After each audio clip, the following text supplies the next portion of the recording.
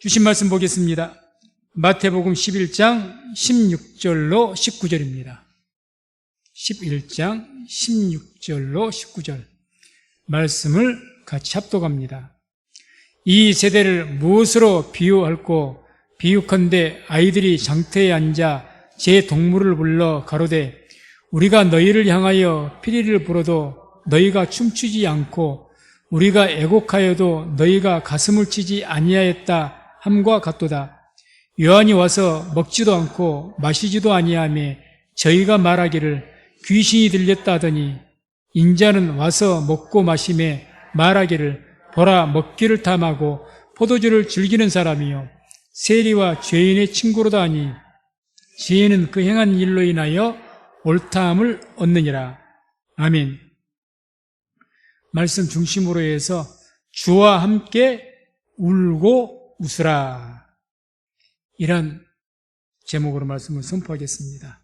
말씀 듣기 전에 또 믿음으로 고백합니다. 하나님의 때가 되었습니다.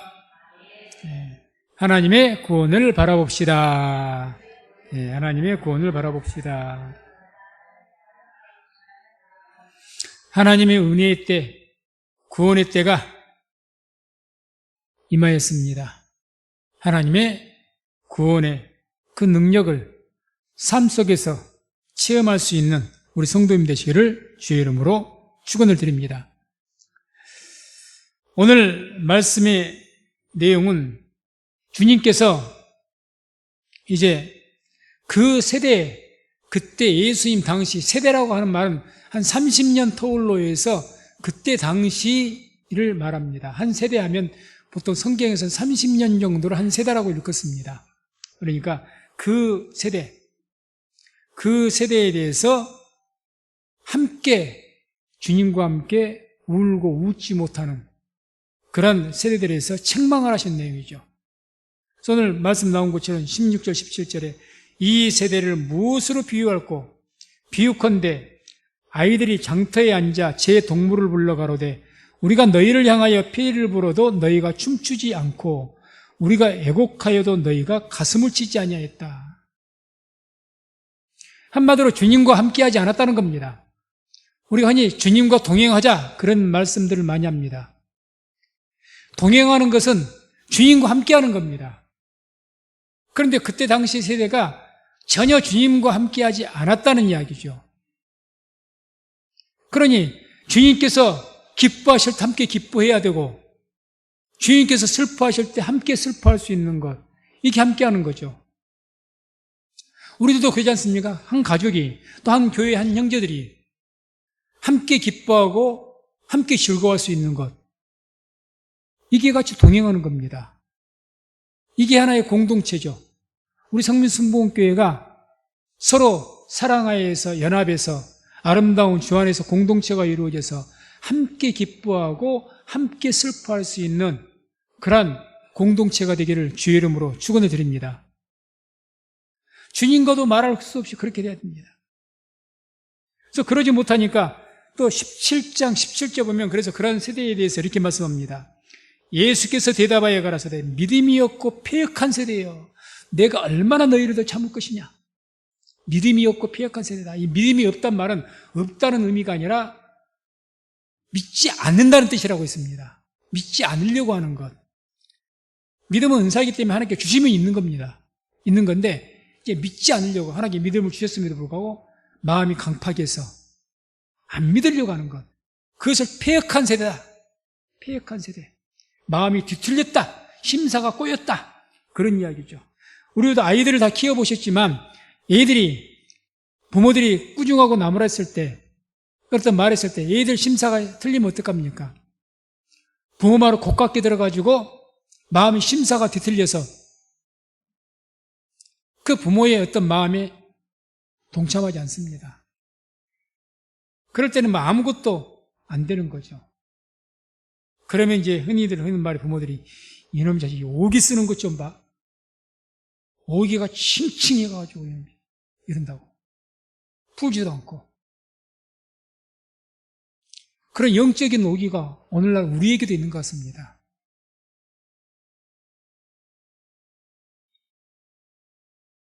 얼마나 심했느냐. 사도행전 그 7장 57절 보면 하나님 말씀 듣고 귀를 막아버려요. 귀를 막고 오히려 그 복음을 전하는 스데반을 돌로 쳐서 죽여버립니다. 폐역한 세대죠. 안 들으려고 하는 거, 안 들으려고. 이 말이 옳다, 안 옳다, 이게 안 들으려고 합니다. 안 믿으려고 해요. 이게 폐역한 세대입니다. 그 결과가 어떻게 됐다는 겁니까? 오늘 18절, 19절이 그 결과로 나오죠. 요한이 와서 먹지도 않고 마시지도 아니하며 저희가 말하기를 귀신이 들렸다 하더니 인자는 와서 먹고 마시며 말하기를 보라 먹기를 탐하고 포도주를 즐기는 사람이요 세리와 죄인의 친구로다 하니. 한마디로 듣기는 들어도 듣지 못하고 보기는 보아도 깨닫지 못하는 겁니다. 완전히 세례 요한이나 예수님에 대해서 잘못 판단을 해버리는 거죠. 폐역한 세대니까. 말씀을 들은들 그 말씀 들으려고 합니까? 안 들으려고 하잖아요. 표적을 보았어요? 기적을 보았어요? 보아서 깨달았습니까? 안 깨달았거든요. 폐역한 세대의 결과가 그렇습니다. 이걸 빨리 우리가 회심을 하고 고쳐야 됩니다. 그래서 우리 마음이 좋은 밭이 돼야 됩니다. 씨가 뿌려지면 뿌려지는 대로 뿌리를 내리고 자라야 되지 않습니까? 길가밭같이 딱딱해지고 돌짝밭같이 그런 밭이 되어서는 아무리 말씀이 많이 뿌려져도 소용이 없는 거죠. 그렇기 때문에 주님께서 이 믿음이 없고 믿지 않고 이 폐역한 세대야.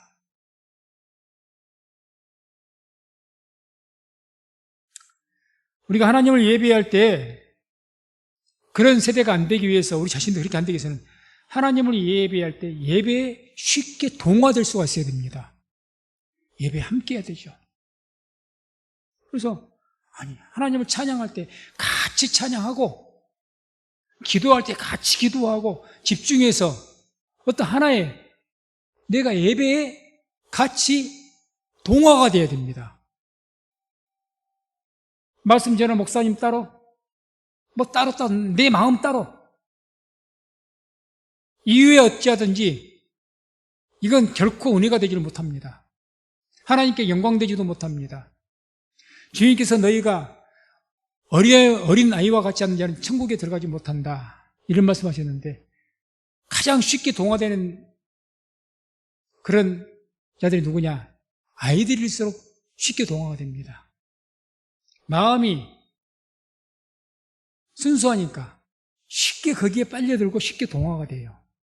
근데 마음이 더러워지면요 생각하는 게 많고 판단하는 게 많으니까 그것 때문에 동화되지를 못합니다. 동화가 안 돼요. 그래서 함께 입을 열고 하나님을 찬양, 하나님을 예배하는 데 집중하고 이게 뭔가 우리가 그런 어떤 예배가 돼야 됩니다. 그게 이제 신령과 진정으로 쉽게 표현한다면 혼연일체.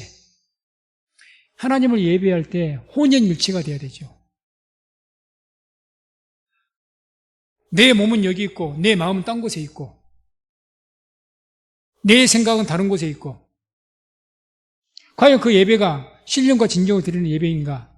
아닐 겁니다. 아마 그러실 겁니다. 이 폐역한 세대야.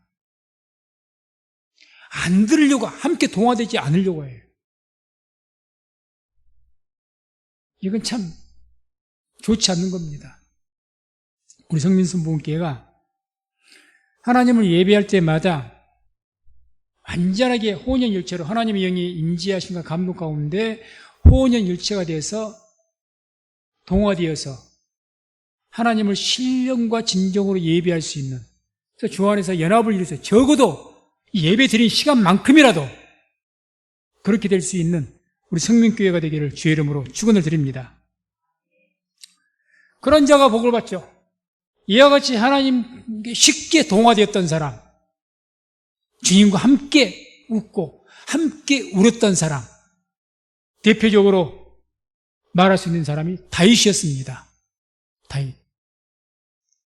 이 다윗을 내 마음에 합한 자라고 이야기하셨는데, 자, 이 다윗이요, 사울 왕이 블레셋과의 전쟁을 통해서 죽었습니다. 길보아 산이라는 곳에서 죽었는데, 그때 이 사울 왕이 죽었다는 소식을 듣고 다윗이 얼마나 슬퍼하면서, 우리 같으면 조사라고 해야 됩니까? 그를 추모했는지를 모릅니다. 그 내용이 사무엘하 1장 19절 20절에 나옵니다. 함께 말씀 합독합니다. 이스라엘아, 너의 영광이 산 위에서 죽임을 당하였도다. 오라, 두 용사가 엎드러졌도다. 이 일을 가드에도 고하지 말며 아스글론 거리에도 전파하지 말지어다. 블레셋 사람의 딸들이 즐거워할까? 할례받지 못한 자의 딸들이 개가를 부를까 염려다. 아멘. 두 용사는 이제 사울과 그 아들 요나단을 이야기하죠. 사울 왕을 이 주예를 쭉 뒤에 읽어보면 얼마나 아픈 마음으로 이 사울 왕을 추모한지를 모릅니다. 사울 왕이요, 다윗에게 있어서 철천지 원수입니다. 13년 동안요, 끈질기게 다윗 죽이려고 얼마나 괴롭혔는지를 몰라요. 그런데 이 사울 왕이 죽었으니까 옳다 됐다. 이제는 당신이 해서 내가 왕이다. 기뻐하고 박수를 쳐야 될 이 다윗이 우리 생각에, 그런데 얼마나 이게 가식일까? 가식이라면 하나님께 복을 주시겠습니까? 우리 이렇게 한번 생각해 보죠. 그러면 하나님 입장에서 사울 왕이 어떤 자입니까? 하나님 배반한 자입니다. 괘씸한 자예요. 그럼 하나님도 이런 괘씸, 잘 죽었다. 하나님께서 그러실까? 그러실 리가 없는 거죠. 하나님도 이 사울 왕의 슬픔을 너무너무 안타깝게 생각했을 겁니다. 안타깝게. 사울 왕이 죽음을 통해서 하나님께서는, 우리가 흔히 부모들이 그러죠. 열 손가락 깨물어서 아프지 않는 손가락이 어디가 있느냐? 사울도 하나님의 자식입니다. 하나님의 백성이에요. 하나님께서 세우셨던 왕입니다. 어찌됐든 죄를 지었지만 하나님께서 사울 왕이 너 내 말 그동안 불순종했고 안 들었지? 잘 죽었다. 그러실까요? 육신의 부모도 그렇게는 안 합니다. 아무리 내 자식이 불효를 했고, 다윗 보세요. 압살롬이 자기를 죽이려고 배반했지 않습니까? 그 아이가 죽었을 때 3일을 금식했어요. 더 금식하고 우는 걸 갖다 백성들이 더 이상 이렇게 하면 당신 따랐던 군사들이 다 도망갈 겁니다. 그때서 아픈 겁니다. 내 자식이니까. 그러니까 쉽게 말해서 이 다윗이 사울 왕의 죽음을 슬퍼했다는 것은 어떤 마음인 겁니까? 주인과 같은 마음입니다. 같은 마음이. 이게 참 중요합니다. 우리는 삶을 살아가면서 인간적으로 감정이 틀리면 저 사람이 실수가 있잖아요. 다윗이 사람인데 자기를 죽이려고 했던 사울에게 어떻게 좋은 감정만 있겠습니까? 그런데 그렇게 죽음을 슬퍼할 수 있었던 것은 하나님과 동화가 되어 있기 때문에, 한마디로 쉽게 말하면 주의 심장 갖자, 주의 마음을 갖자는 이야기 아닙니까? 주님의 마음을 품었기 때문에 그와 같이 사울을 추모할 수가 있었던 겁니다. 이러한 성도님 되시기를 주의 이름으로 축원을 드립니다. 하나님께서 슬퍼하시니 나도 슬퍼해야 됩니다. 내 감정에 의해서가 아니라 그렇게 돼야 되죠. 또 이 다윗은 법궤를 이송했죠. 예루살렘으로 왕이 되자. 그래서 이 법궤를 이송할 때 아주 다윗성에, 예루살렘 성에 들어올 때 기뻐서 춤을 추다가 허리춤에 바지가 내려갈 정도로 춤을 췄다고 나옵니다. 사무엘하 6장 13절 14절 보면 여호와의 궤를 맨 사람들이 6걸음을 행하며 다윗이 소와 살찐 것으로 제사를 드리고 여호와 앞에서 힘을 다하여 춤을 추는데, 힘을 다해서 춤췄다. 법궤가 들어온 것을 너무너무 기뻐해서 얼마나 기뻤던지 그냥 덩실덩실 얼마나 힘을 다해서 춤을 췄으면 바지춤이 내려갑니까? 그만큼 기뻤다는 거죠. 너무 뛸 듯이 기뻤다. 뛸 듯이. 법궤가 예루살렘 성으로 들어오고 예루살렘에 있는 성막이죠. 당시에 성막에 안치될 때 하나님께서는 얼마나 기쁘셨을까요? 이 법궤는요, 엘리 제사장 때 블레셋이라는 나라에 빼앗겼던 적이 있습니다. 그래서 그냥 우상 신전 발날에 발차례 있기도 했고 그런 수모도 당했고 하나님의 능력으로 다 그런 것들을 물리치시고 다시 이스라엘 땅으로 돌아와서 기럇 예아림이라는 곳에 거기에 안치가 돼 있었습니다. 거기에 있던 거예요. 그래서 약 70년 동안 약 70년에서 사울 왕은 아예 법궤 쳐다도 안 봤으니까 70년 동안 성막에 뭐가 없습니까? 법궤가 없어요. 당시 성막은 실로에 있었거든요. 실로. 자, 법궤 없는 성막? 뭐죠? 이게 뭡니까? 껍데기밖에 더 되겠습니까? 그러기를 70년이에요. 그러기를 70년. 누군가가 빨리 이 법궤를 모셔다가 실로로 모시고 와야 되는데 사울왕은 40년 동치하면서 그런 적이 없습니다. 70년 동안 법궤 없는 성막이다. 뭘로 비유할 수 있을까요? 오늘날 교회, 말씀이 없는 교회와 똑같습니다. 교회가 말씀이 없는 거예요. 다른 모든 것은 있어요. 성교도 있고 뭣도 있고 막 활동도 많이 합니다. 왕성하게 합니다. 말씀이 없어. 똑같습니다. 얼마나 하나님께서 슬퍼하셨을까요? 그런데 70년 만에요, 이 다윗이 이 법궤를 모셔다가 어떻게 합니까? 성막에 안치하는 거예요. 하나님께서는 얼마나 기뻐하실까요? 다윗만 기뻐할까요? 왜 다윗이 이렇게 기뻐할까요? 하나님과 마음이 같으니까 그럽니다. 마음이 같아요.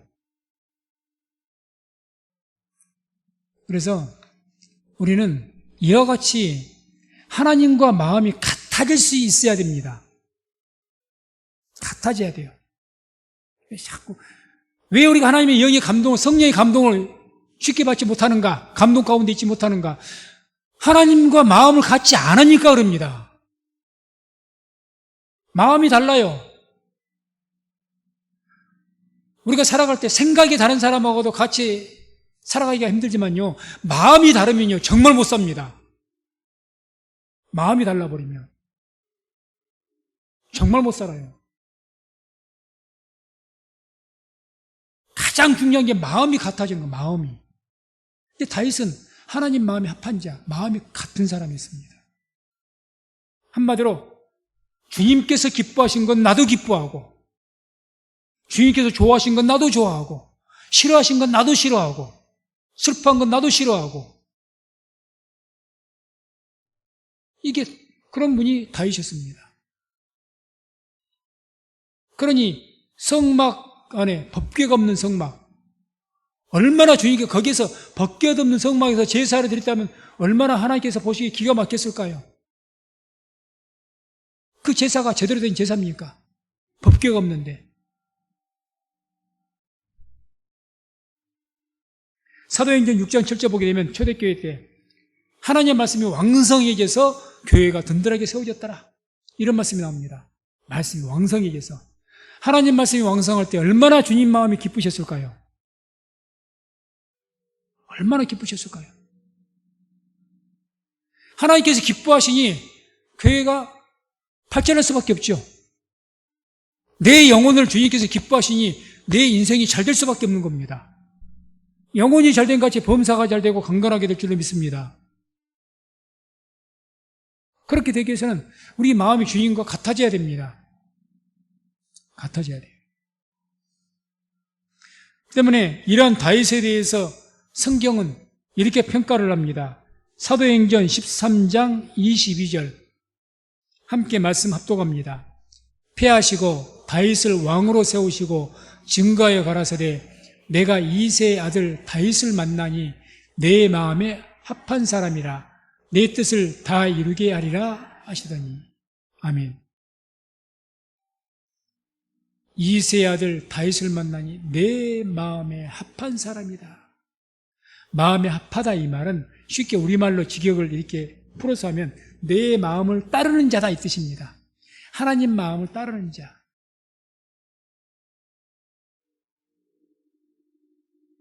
우리가 인간적으로 교회에서 많은 일을 하는 것도 좋습니다. 하나님께서 기뻐하실 겁니다. 당연하죠. 근데요, 마음으로 주님을 따르는, 주님과 마음이 이렇게 동화되어 있는 자, 가장 기뻐하십니다.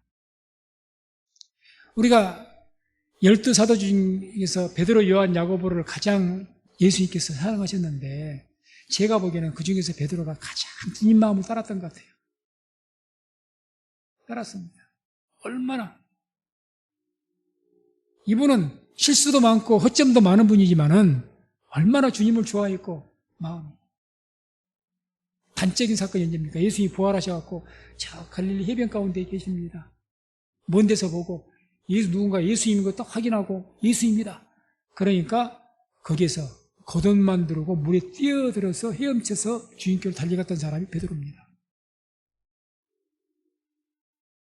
예수의 세족시킬 때 발을 씻어주려 했을 때 내 발을 못 씻깁니다. 어떻게 내가 감히 주님께 나의 발을 씻어줍니까? 그럼 너와는 내가 관계가 없다, 상관이 없다. 그러니까 그러면 내 발뿐만 아니라 내 머리도 씻어, 나를 목욕이라도 시켜달라고. 이게 어떤 마음입니까? 어떻게 해서든 주님과 하나가 되고 싶은 마음. 이게 베드로였습니다. 베드로가 쑥 사도가 된 이유가 있어요. 공로가 많아서가 아닙니다. 똑같았어요. 다른 제자들과. 단 하나, 주님 마음과 합한 사람. 우리도 나를 많이 도와주고 이거 참 좋습니다. 정말 친밀하게 친하게 내 속을 터놓고 이야기하고 친밀하게 지내도 어떤 사람과 친합니까? 마음이 합해졌을 때. 그럼 이 사람 내 마음을 알아주고 그게 가장 좋잖아요. 그게 마음이 다르면 같이 못 산다니까. 부부간에 마음이 다르면 힘듭니다. 힘들어요. 생각이 다른 것은 일하는 방식이 틀리기 때문에 그야 지지고 볶고 그러다가 괜찮은데 마음이 달리면 힘듭니다. 가장 좋은 게 마음이 같아야 돼요. 마음이. 주님도 그런 사람을 찾는다는 거죠. 그러니까 그렇게 찾고 찾는데 다윗을 딱 만난 거예요. 내 마음이 합한 사람이다. 그러니 다윗에게 구약시대에 가장 축복받고 가장 귀한 자가 누구라고 말할 수 있습니까? 다윗입니다. 다윗이죠. 그래서 다윗에게 하나님께 약속하신 게 있죠. 방금 사도행전 13장 22절 마지막에 내 뜻을 다 이루게 하리라. 다윗을 이제 세워가지고 하나님의 뜻을 하나님이 하시거든요. 너를 통해 내가 다 하겠다. 내 마음이 아파니까. 다윗이 네가 다른보다 율법적으로 윤리적으로 더 도덕적이고 더 재능이 있고 능력이 있고 아니요. 다윗은 일개목동이었습니다. 신분도 천박했습니다. 별 볼 일 없어요. 그렇지만 하나님께서는 내 마음 합한 자라 하시고 내가 너를 통해서 너를 세워가지고 너는 지금 비천하겠지만 내가 너를 어떻게 세워서 나의 모든 하나님의 그 뜻을 비전을 너를 통해서 이루겠다는 거죠. 우리 성민순복음교회가 그런 교회가 되기를 주의 이름으로 축원을 드립니다. 내가 보니 정말 이 세상에는 많고 많은 교회들이 있는데 성민순복음교회 여기를 보니 내 마음에 합한 교회다. 내가 이 성민순복음교회를 통해서 나의 뜻을 이루겠다. 이런 교회가 될 수 있기를 주의 이름으로 축원을 드립니다. 그럼 우리가 돼야 돼요. 이게 어려운 일이 아닙니다. 뭔가 내가 능력을 많이 해서 많이 하는 것이 말한 게 아닙니다. 내 마음이 주님과 같아지는 거예요. 같아지는 거.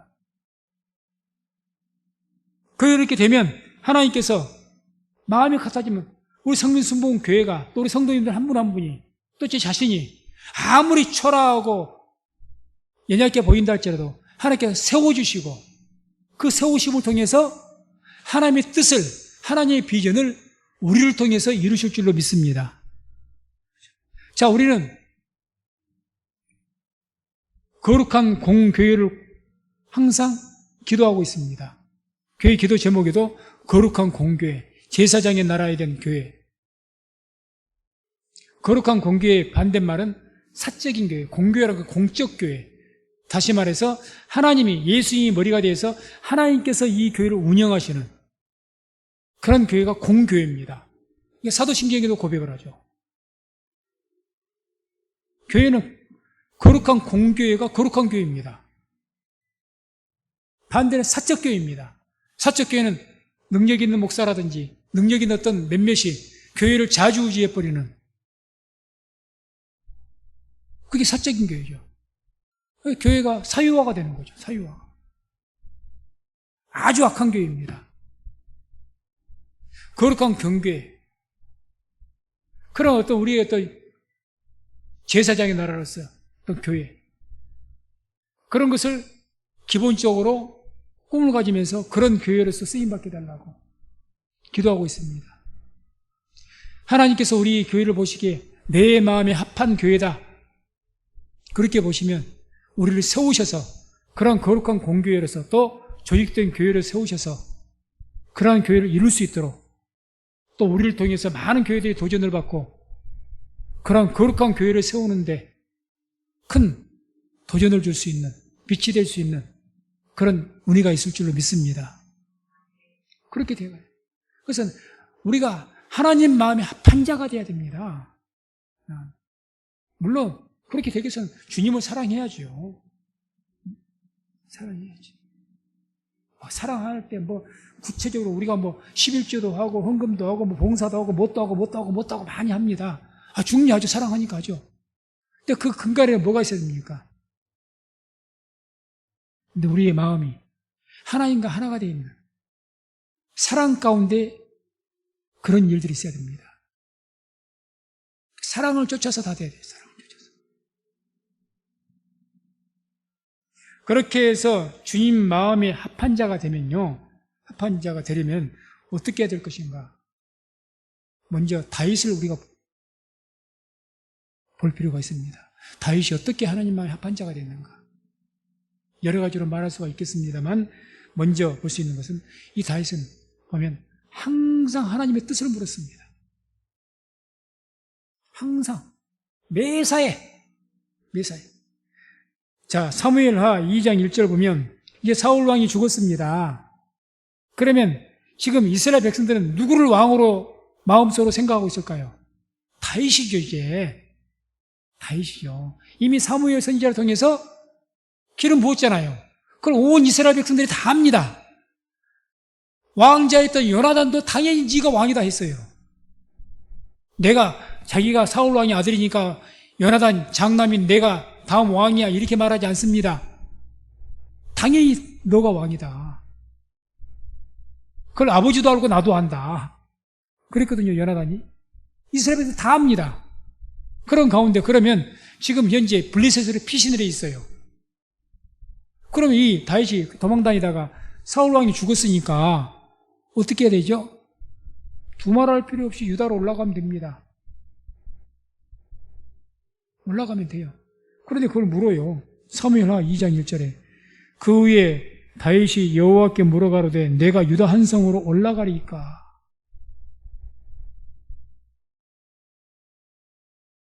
이걸 보고 우리가 뭘 볼 수가 있느냐? 다윗은 하나님 앞에 붙어 있었던 자입니다. 예수님께서 나는 포도나무요 너희는 가지니 너희가 나를 떠나서는 살 수가 없다. 가지가 나무에 붙어 있으라고 하지 않습니까? 우리가 가지인데 어떻게 주님과 붙어 있죠? 그게 기도입니다. 붙어 있는 방법, 기도예요. 기도. 내가 붙어 있어야 생명이 공급받습니다. 다윗이 그랬어요. 매사에. 그래서 주님께서 쉬지 말고 기도하라. 항상 기도하라는 거죠. 쉬지 말고 기도해라. 기도의 중요성이죠. 붙어 있어야죠. 붙어 있어야죠. 바로 그런 다윗이었기 때문에 하나님의 마음에 합한 자가 될 수 있게 된 줄로 믿습니다. 기도는요, 내 필요를 구하는 것뿐만 아니라 진정 기도가 훈련돼서 기도다운 기도가 되면 내 어떤 필요를 구하는 것보다 훨씬 더 많게 기도하는 것이 하나님과 교감을 이루게 됩니다. 나도 모르게 이제 그렇게 기도 기쁘지 않으면 하나님 앞에서 하소연도 하고요. 꼭 사람에게 말하듯이 영교가 깊어져요. 영적 교제가 깊어집니다. 당연히 그렇게 해서 하나님의 성령의 감동으로 하나님과 붙어 있으니 주님 마음과 합해질 수밖에요. 내가 주님 마음을 이해하는 거죠.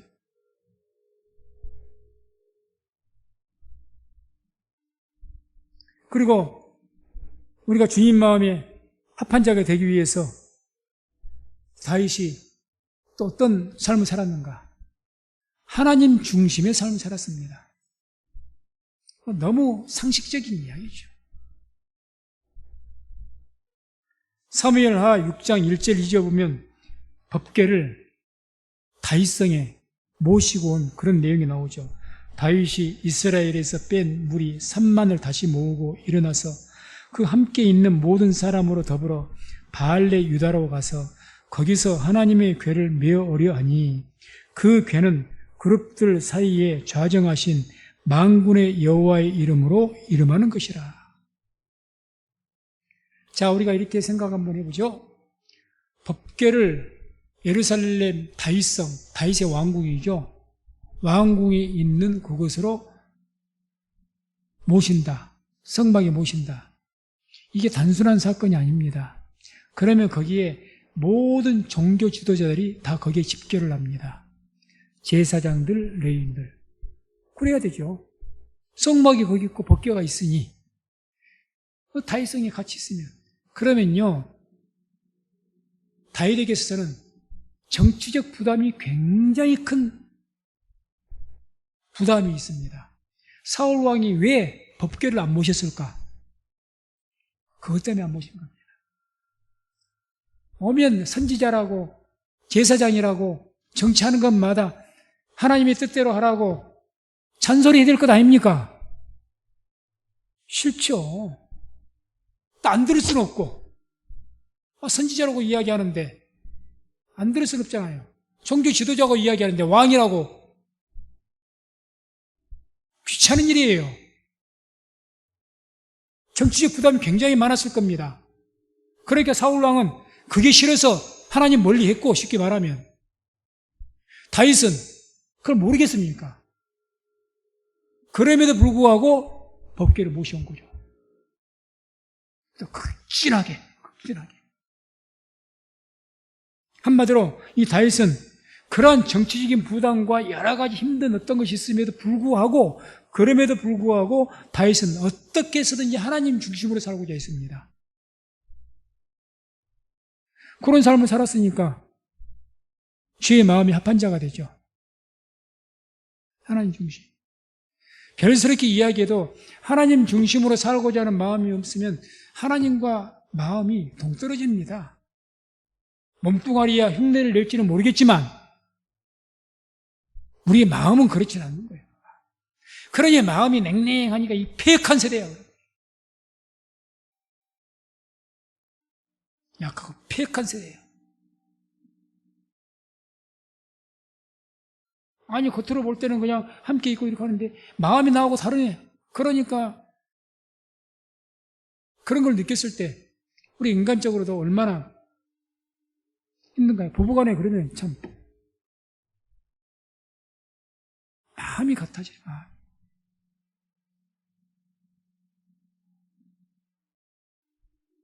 이 다윗은요, 이분은 한마디로 표현하면 어떤 분이었느냐? 다윗의 최대의 관심사, 가장 중요한 관심사는 하나님이었습니다. 왕권 광화라든지 더 부귀 영화라든지 이게 아니었습니다. 예초부터. 다윗의 최대의 관심사는 하나님. 최대의 관심사. 그걸 알 수 있는 말씀이 시편 51편 10절 11절 보면 볼 수가 있는데 이 시편 51편은 우리가 성경을 보면 옆에 이런 말씀이 나오죠. 밧세바와 동침한 후 선지자 나단이 저에게 온 때, 이렇게 밧세바를 간음하고 죄를 지으니까 나단 선지자가 당신이 죄인이라고 지적했을 때입니다. 이때는요, 다윗의 왕권은 조금도 흔들림이 없었습니다. 굉장히 강했을 때예요. 모든 것에 부족함이 없을 때입니다. 그런데 나단 선지자의 그 지적을 듣고 회개하면서 기록했던 시가 바로 시편 51편이에요. 자, 시편 51편 10절 11절 함께 합독합니다.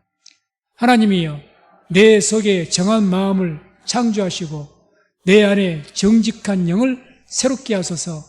나를 주 앞에서 쫓아내지 마시며 죄의 성신을 내게 거두지 마소서. 아멘.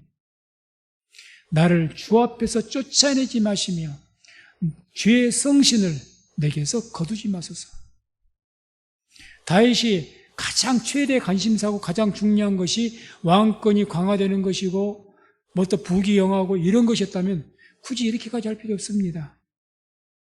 이렇게 애걸복걸 그냥 침상에 젖기까지 회개하면서 왜 그런 회개를 할 수가 있을까요? 죄 때문에 하나님의 영이 감동이 살아계시 이것이 너무너무 슬프니까 이렇게 회개한 겁니다. 회개한 거죠. 하나님이 나에게서 멀어지는 것이 죽기보다 싫은 거예요. 죽기보다 싫은 거예요.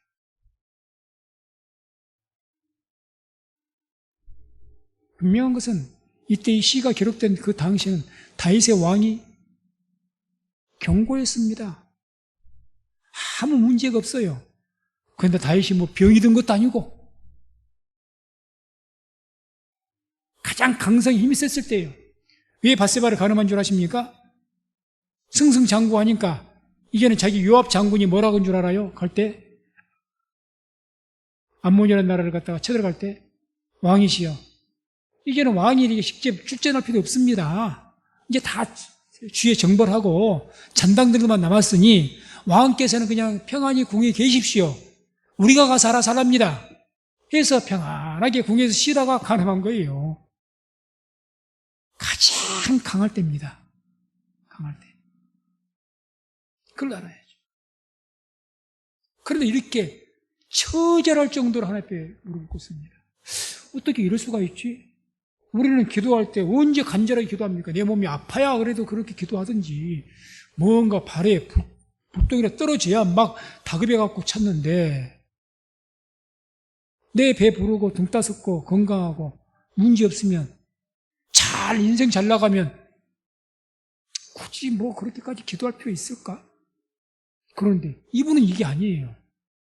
대체 왜 우리가 다를까? 이분의 최대 관심은 하나님이라니까요. 하나님. 저나 우리 성도님 모두도 우리의 인생의 모든 관심사 세상이 아니라 하나님이 될 수 있기를 주의 이름으로 축원을 드립니다.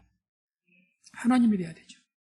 그러면 두말할 필요가 없는 거예요. 하나님이 내 인생 관심사가 되면요, 하나님에 의해서 내가 울고 웃게 됩니다. 하지 말래도 하나님과 마음에 합한 자가 돼버려요. 내 관심사가 하나님이 아니니까. 인생이 최대 하냐 아니요. 그러니까 믿음도 뭐 내 최대 관심사가 아니야. 최대 관심사는 세상 것에가 있어. 어떻게 하나님과 연합을 합니까? 마음이 동떨어져 있죠. 그러니까 이 패역한 세대라고 하는 거예요. 내가 최대 관심사가 하나님이 아닌데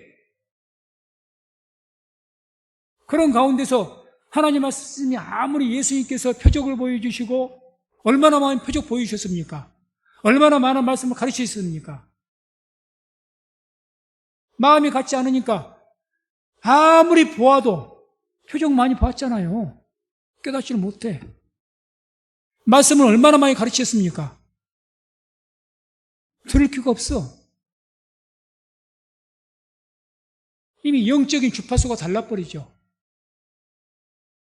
방송국도 주파수가 달라버리면 다른 방송 못 들어요. 주파수를 맞춰야 그 방송을 듣지. 기독교 방송 주파수를 딱 맞춰야지. 영적 주파수가 다르거든요. 주파수가 하늘에 가 있어야 되는데 땅에 가 있으니까 맞을 리가 있나요? 안 맞죠.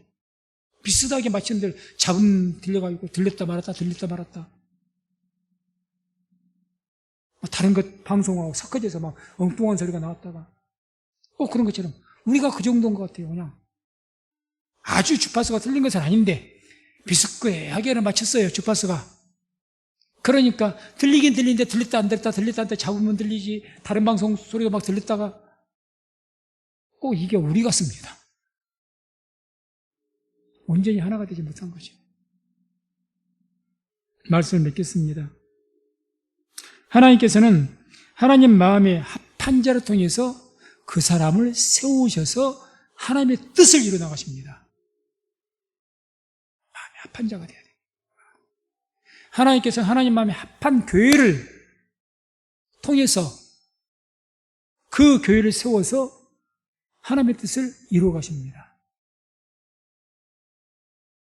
그러지 마시고 항상 우리 성민승복교회가 하나님 중심의 삶, 우리 모든 성도님들이 그런 하나님 중심의 삶을 통해서 하나님께로부터 세움받고 하나님의 뜻을 이루어 나갈 수 있는 그런 정말 복되고 거룩한 삶을 살아가는 우리 성민교회 모든 성도님 되시기를 주의 이름으로 축원을 드립니다.